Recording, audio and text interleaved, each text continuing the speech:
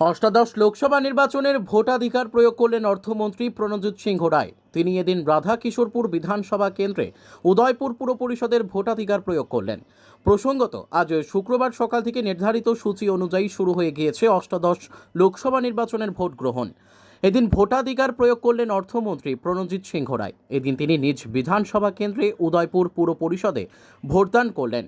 সাংবাদিকদের মুখোমুখি হয়ে তিনি গণদেবতাদের কাছে আহ্বান করেন, বলেন, গণতন্ত্রের মহাপূর্বে ত্রিপুরায় বিকাশ ও উন্নয়নের লক্ষ্যে ভোটাধিকার প্রয়োগ করার জন্য।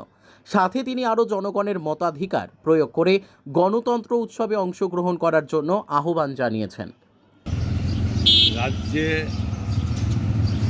সারা রাজ্যে ভারতবর্ষের মতো গণতান্ত্রিক রাষ্ট্রের যে লোকসভা নির্বাচনের প্রথম দফায় শুরু হয়েছে,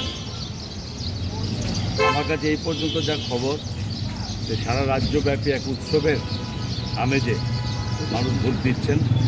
কারণ একটা নির্ধারিত মানুষ করে ফেলেছে ভোটের আগেই যে দেশের যশস্বী প্রধানমন্ত্রী নরেন্দ্র মোদীজির যে বিগত 10 বছর যাবৎ এভাবে ভারতবর্ষের সমস্ত দিক দিয়ে অগ্রগতি উনি করেছেন এবং ভারতবর্ষকে সারা বিশ্বব্যাপী এক নেতৃত্ব দেওয়ার যিনি যোগ্যতা অর্জন করেছেন এবং এই দেশের মানুষের মঙ্গল চায়।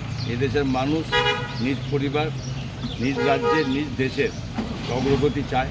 তারা স্বাভাবিকভাবে নির্বাচনের আগে প্রধানমন্ত্রী নরেন্দ্র মোদীজিকে আগামী 5 বছরের জন্য প্রধানমন্ত্রী যেটা মানুষ বিবেচনা করে নিয়েছেন, তারই আজ চলছে এই প্রথম দফায়।